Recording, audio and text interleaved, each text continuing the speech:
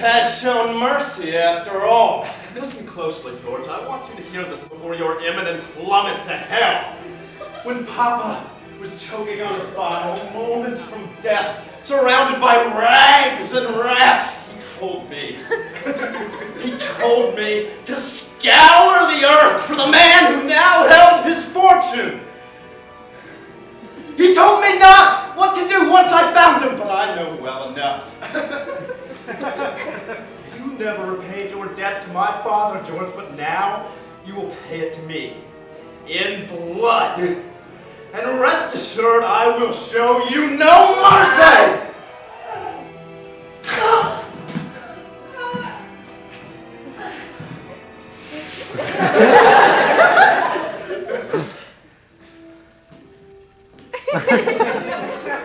An end.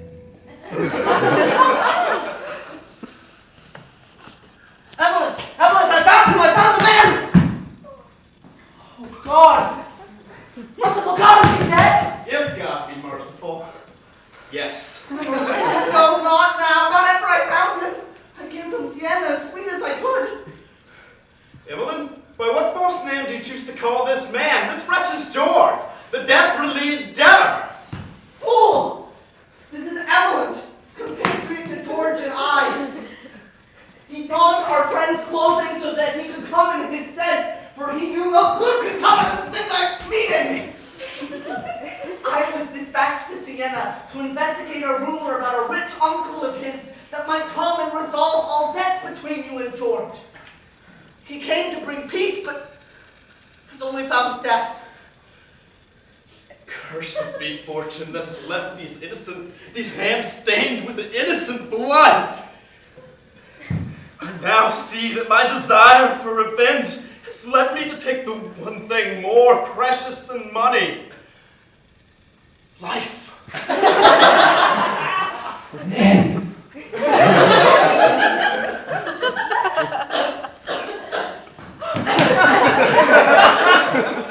Florian, my friend, you've come. Evelyn, you live. But for a few brief minutes, I fear.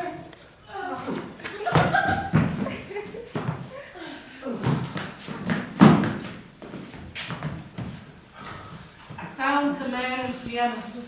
He knew only of a long-lost niece, but he thought the matter compelling enough to come and investigate. If I have judged him correctly, he may end all of this and absolve all debts. There's no need. Imlet, in your brave actions, you have absolved all debts. Having seen your friendship, I now forgive George in all entirety. You have shown me the nature of a true man. Then the truth escapes you, Harold. For I am no man. To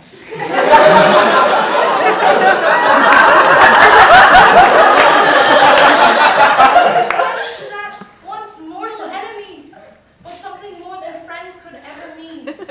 I'm not Emmeline, but Emily, the one true love that George has known. Dear God. You must be the long-lost niece my Sienite spoke of. My friends, blackness encroaches. I know not if I am his niece, but show him my lifeless face before the earth receives it. And if he be my relative, ask him to mend all wrongs within his power. Oh, how this terrible news weighs on my guilt. Do not fret, but live your life fully, keeping my memory. Florian, dear friend, who's with you at the end. Yes, Emily, and then that rolls so foreign off my tongue. Tell this tale to all who wish to hear, but let my true name stay strange upon your lips. Tell George that I died with his name on mine. George.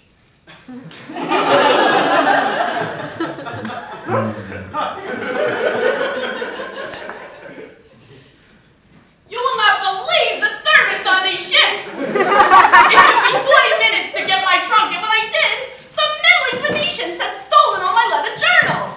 They call them able seamen, but I didn't see a single person who knew what he was doing. And don't even get me started about the poop deck! Oh, come on, Kissimo! Harold! Let's get into it. How was the university? Harold, you've met this man before. Met him? I was there when he was born. In fact, This is my uncle! Cold shiver runs down my fine. The gods could not be so cruel. Don Martisi, look on the face of this, the nephew I spoke of, now turned to niece. The same upturned nose, the same delicate features. Though I have not seen her since she was a child, I cannot be mistaken when I say that this is Emily, my niece. That cannot be. My father had no daughter. No daughter that you knew of. She was born before you and not by your mother.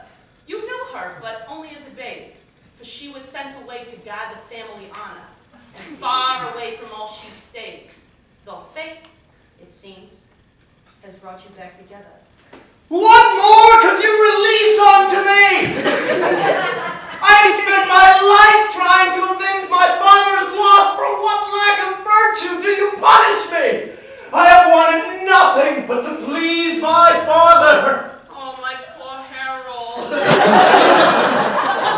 Before he died, your father wrote me and told me that he devised a plan to give the sum of his wealth to the beloved of his sister, so that she, in turn, may access it without loss of familial honor. He asked me to provide for you after you finish your studies. My father loved his daughter so much that he would die for her in utter destitution. So let my love for my new sister match his strength and follow the only course that fortune has laid down. Forgive me, Emily!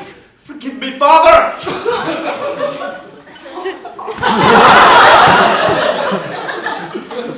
Yeah, an end.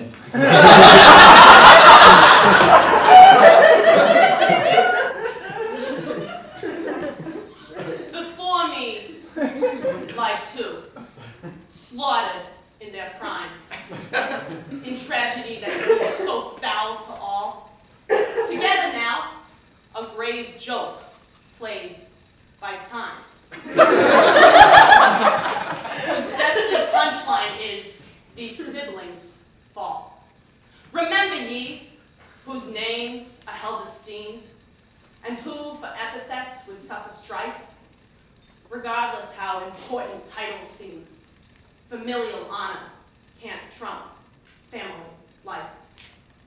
Those who learn what transpired presently, do not forget Harold and Emily.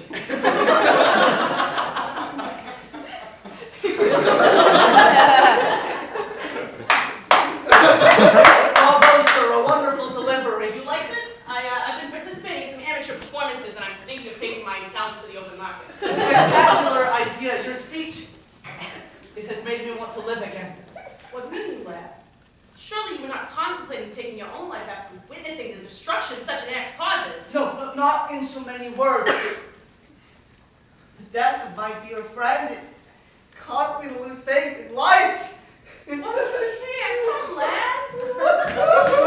Oh. You know, we were brought into this world, this wonderful creation, to console each other in times as these. You were too kind. Nonsense! I expect you would similarly comforted me were I so affected. But luckily, I have a sterner constitution, so we will not be requiring any such kindness of you, at least not now. I hope not, ever. Do not hope for such a thing, my lad. Though death may seem an enemy in the moment, he is but a misguided friend. For think how little precious life would seem without his all-encompassing embrace. It is up to us to save a life, to revel in it. It is up to us to grieve, to mourn, and to despair, and thereby render what we have so singular that we cannot help but cry upon another's shoulder at its loss, even if that shoulder happens to belong to a perfect stranger. You were quite right. What a fool I've been, crying like a babe. Come now, that's what shoulders are designed for. But let us not tarry here. I have some friends in the town that will be a hot dinner waiting for us. You can tell me what you like about speeches, and we'll do likewise. We can revel a little and mourn too. This officer has been great, and I feel a certain bond of comradeship with you, Don Martissimo. I cannot explain it, but I hope you feel a similar warmth towards I. I do, dear man. And I believe, though I mean not to be presumptuous, that this day marks the beginning of of a wonderful friendship between the two of us. Come, let's live.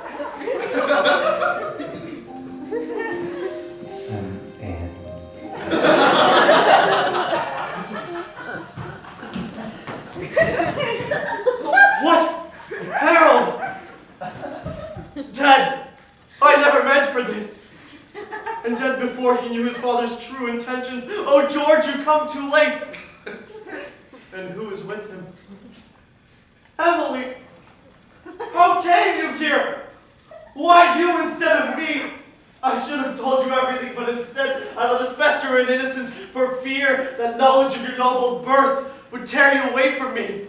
And now, my greatest fear has occurred, and you will be reunited with your brother in the kingdom of heaven. Poor George, you've lost your Emily.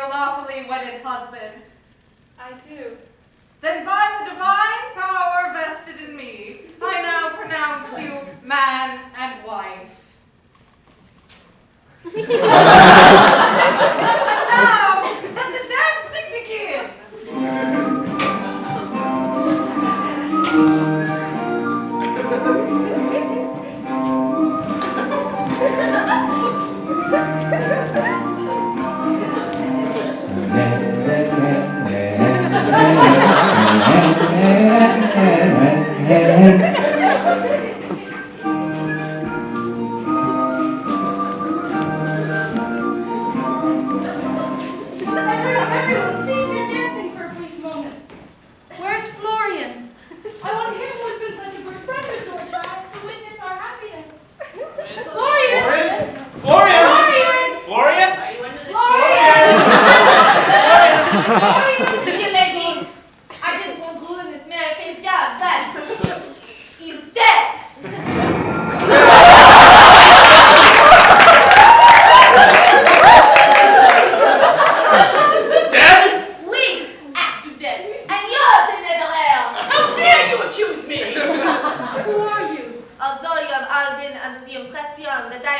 but a simple luggage carrier. I am, en réalité, messieurs et mesdames, Marcel de Rencontrant, detective privé. Now hold on one moment. Aren't you the hunchback vendor who sold me my fencing foils? And the acne-faced slag who delivered Emily's first note to me. You're the Venetian who stole my journals aboard the ship. I was only playing these parts. In fact, Damnatissimo, I've been tracking you and our relations for a long time. Why? Half an hour ago, this man killed your friend Florian in cold blood. But why? Well, this there starts long ago. Martissimo knew that his rich brother loved Emily, an illegitimate daughter, deeply, but could never leave her fortune in his will. So, he advised his distraught sibling to give his savings to Georges, Emily's beloved. Hey! And thereby Emily herself. He promised that he would provide for Harold, his brother's legitimate son. Aha! Which of course he had no intention of doing. After his brother died, oh no! Martissimo wrote a letter to Harold, claiming that George was the one who borrowed his money. The second letter he wrote to Emily, saying that she had a long-lost uncle. Martissimo hopes that Harold and George will kill each other. And Emily, having nowhere else to turn but to him, will bring her fortune with her. After Emily and Harold died, George and Martissimo had no way to get it back. He went flying over his impressive old boy skills.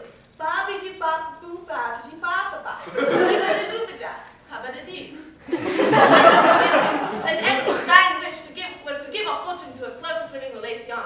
Florian refused, and Martissimo resorted to extreme measures. Pew, pew, pew, pew! Uncle, is this true? You'll never be able to prove it. I have it written out in all your journals. Damn you! Damn all of you! I was this close to getting away with it, too! Take it my way.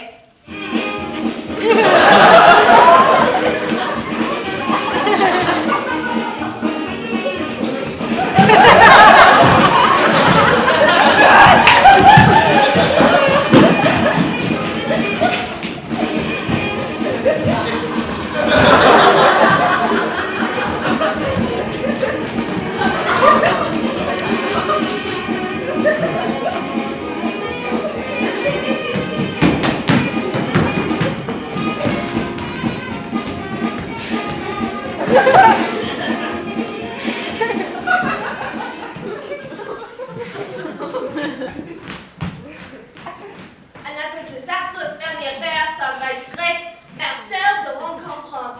Xingying.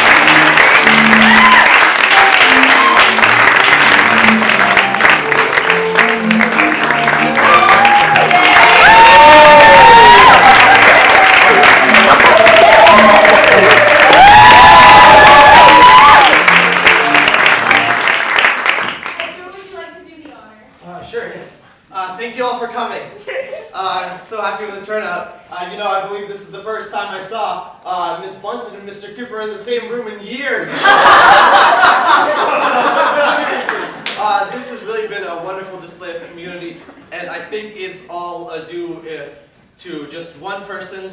So, Marisa, thank you so much. And Mayor Greene, you should be so proud of your daughter.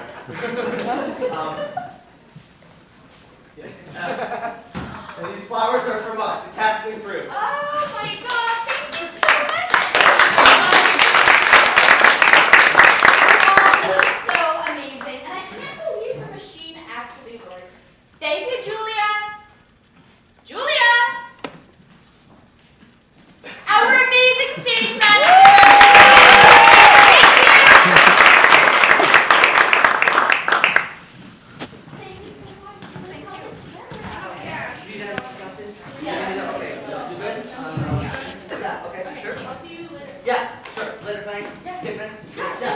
drinks, yes, please. Great, see you. Hey, Hey, congrats. thanks. Oh, you guys are so cute. Shut up, Cooper. Honestly, guys, that was so incredible. Jennifer, the way you hung in there when the machine broke down was incredible. What would I have done? Fallen? I really tried pushing it, but it just wouldn't move, yeah. Well, everyone's creating character, which is the important part. Did you like the additions to the ending monologue? More like rewrites. Yeah, Cooper, that was nothing like the one you did in dress the other day. But I will say I'm happy you cut the big lip. Well, I mean, I thought this version had more pizzazz. Yeah, but Cooper, you just can't go changing lines all over the place. Well, I wrote it. Well, when you improvise, your speech pattern completely changes. I was still keeping it old. Yeah, but that was like Victorian. Right, old. Well, Cooper, the play is Elizabethan. I don't think anyone noticed. Well, yeah, they were too busy staring at Ginevra.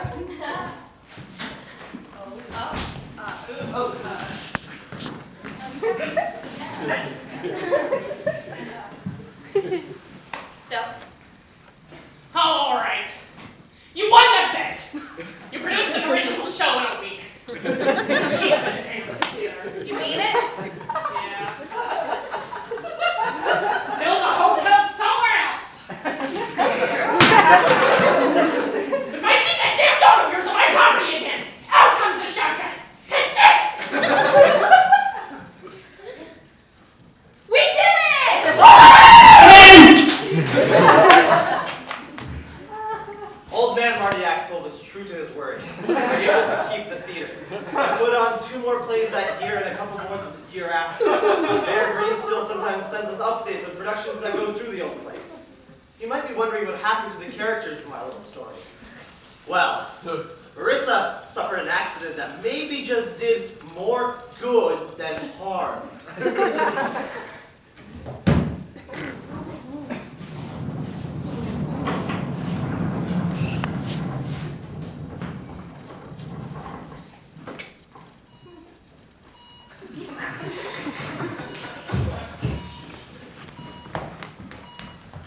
I'll give you guys a minute. I was so scared. Look how peacefully she's sleeping. Remember when she was 3 years old and she fell off the swing? And I ran through all those red lights to get her to the hospital. I thought I was going to have a heart attack. The smile on her face when the doctor gave her a lollipop. Your smile after you knew she was going to be safe. Damn it, I can't do this anymore. I miss how clear-headed you are. The smell of your fresh baked bread in the morning. Peter, I miss getting lost on car trips with you. I miss the way you mispronounce my father's name. Do you think It won't be easy. easier than this? I love you guys! And we love you too.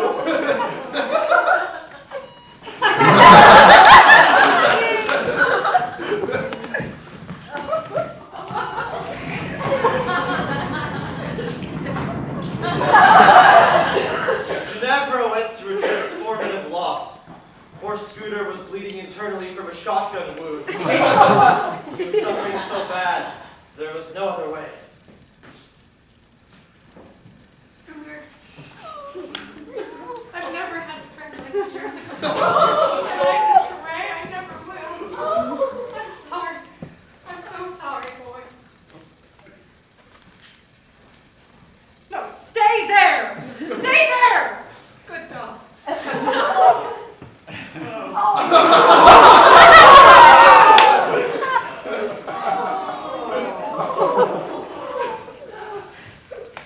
Squeaky Mouse will be waiting for you. We have to play all night, even when Mama is asleep. I'll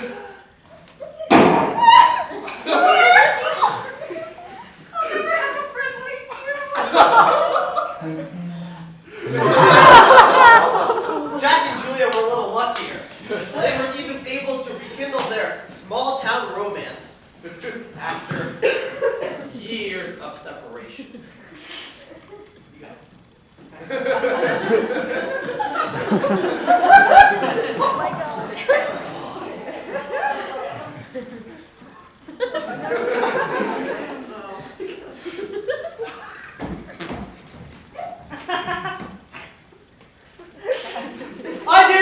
I object! Jack? Who? Yes, Julia, I can't let you go through with this. Where have you been? Now, we just got back from the front. I left office this morning and I run straight here. I can't let you do this. No, I haven't seen you in years. No, but I love you. I can't believe all this. Please, believe it. Do you remember our first kiss? After the curtain call, before we found out we could keep the theater. Do you remember how incredible that was? Well, of course, I haven't forgotten. Neither have I. I kept an autographed copy of the playbill and I kissed your signature every night in the trenches. You did? Yes, like this. Walk my bride!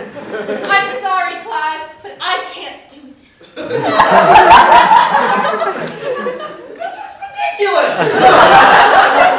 This is romantic. Hey!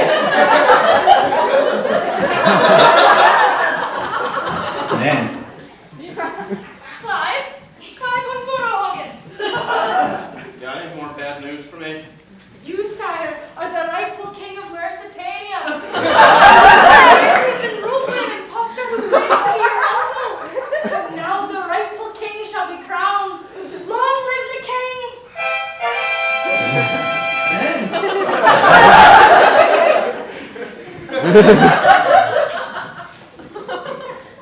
And as for old man Marty Axwell,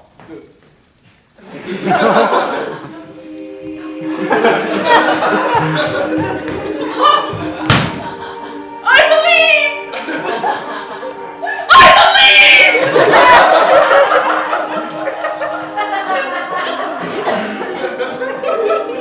And is mine!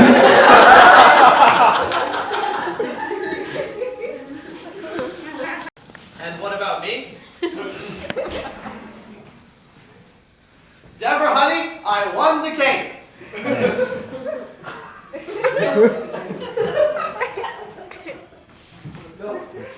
Brian, whose birth certificate is this? Where did you get that? You weren't supposed to see that. No one was. Why not? Where did you get it? It was in another life. It doesn't matter. But how do you know this person?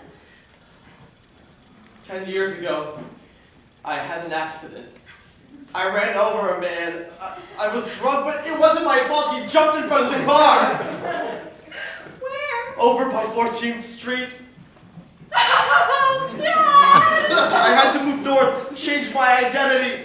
But it's all behind me, I swear. Brian, who is Edgar Posrex? It's me. What? When I was 14, I had a boyfriend. He's dead now. Ran over on 14th Street. We had a son.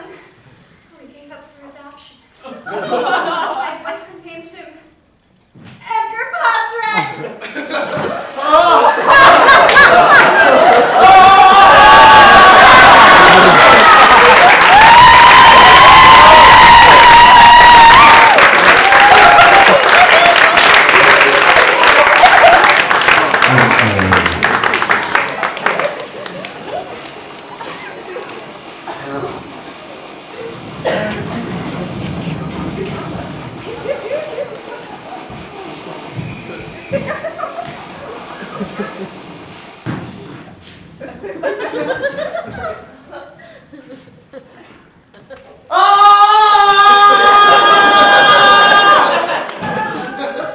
Oh, thank God. It was all a dream. An end.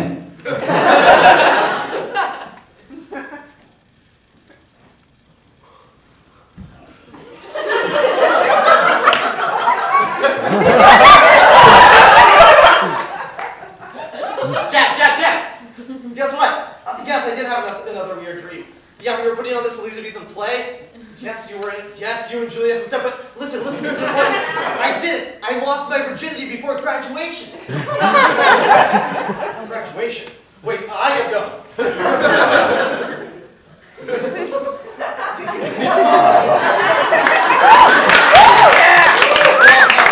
What are you guys all waiting around for? I'm just gonna graduate now, but you all seen that before.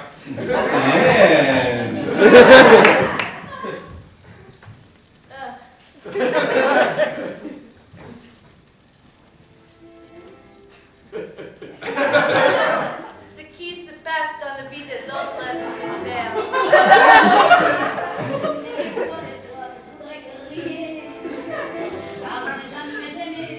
Jamais comme ça.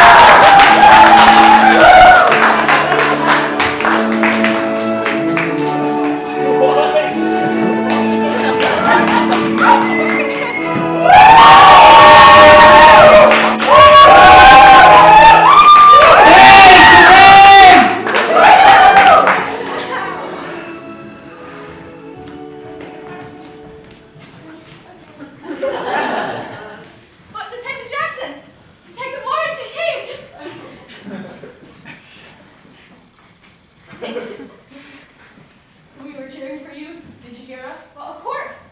Well, everyone at the station wishes they could come. And they'd just kill us if we didn't give you this. Wow. It's got your name on it. Thank you all so much. Well, we better go and let you get back to your adoring fans. Besides, we've got criminals to catch. I'm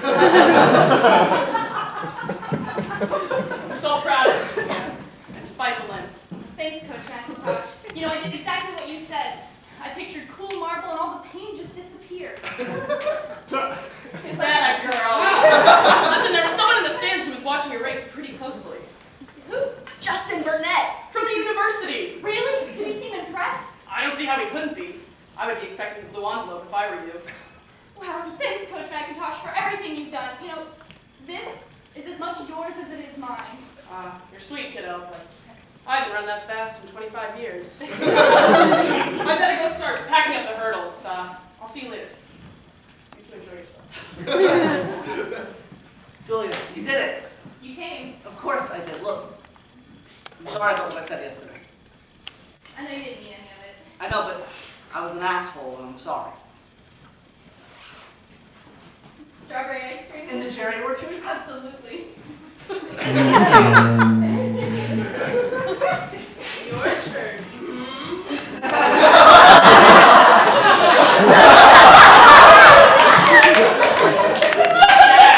Jack, you silly boy. Cardiacs didn't stay at the bottom of the well. Next time, tie a better knot, Jack. But there's not going to be a next time.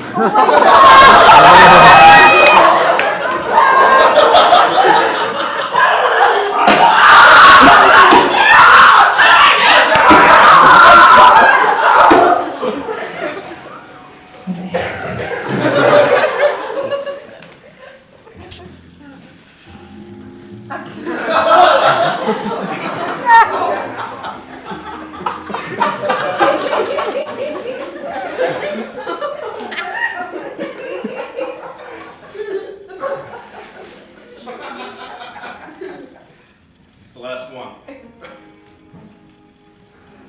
Should help with the shaking. I'm just a little cold. There's nothing wrong with being affected. What's wrong? wrong is when the shaking stops.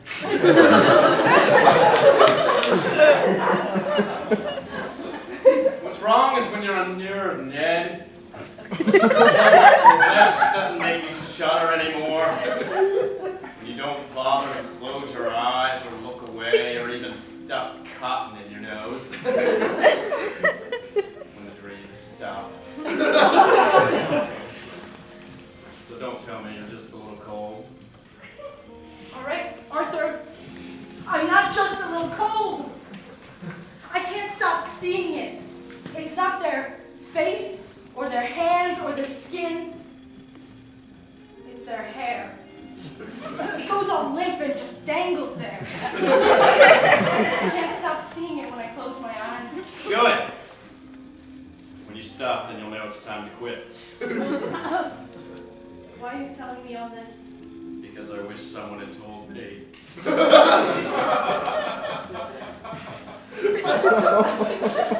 I'm not sure I'm ready to be your partner. I'm not training a partner, Ned. I'm training a replacement. And you are ready. Just keep shaking.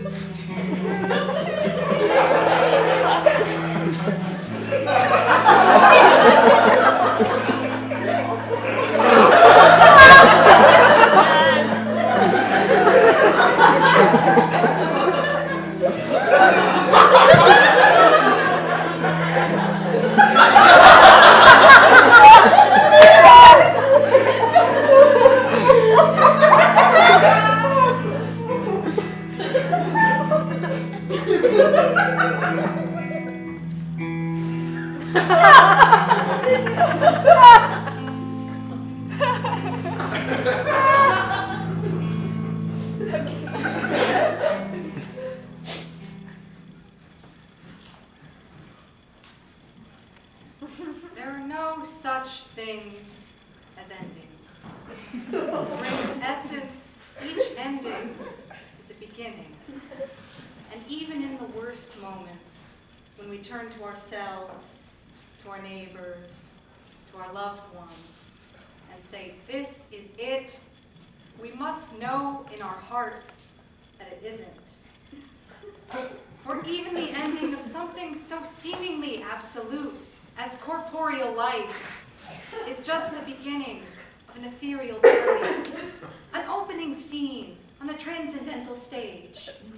And not even when the final act is played could we call this an end. No, it is after the final curtain that the evening's characters truly begin to live, to impact us. The curtain, their ending, is the moment when they slip out of their existence. But it is also the precise moment when they slip into ours. As we walk away, we turn to our friends and wring our hands, and in discussing what we have seen, we bring it all back to life. For we are all characters in the play of someone else's existence. And when the final curtain closes on a friend, we must turn to each other and wring our hands, and in discussing what we have seen, render their life worthwhile.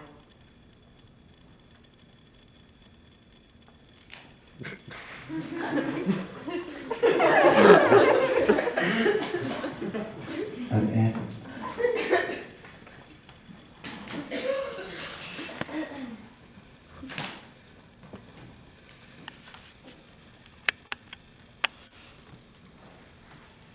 Edgar, where are you? I'm in here, Mom.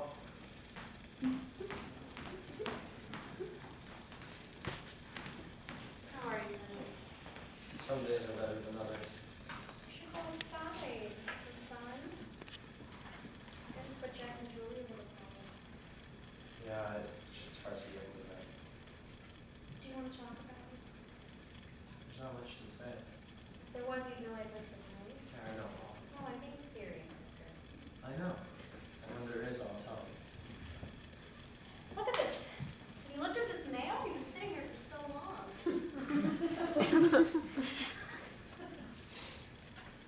There's something important in here. No, it's not stuff by mail anymore. Look. There's something for you. Who's it from? There's no return address. It just says Edgar, kitchen table, 65 East 14th Street, Planet Earth. Who writes in cursive? You'll have to tell me all about it. If there's anything to tell.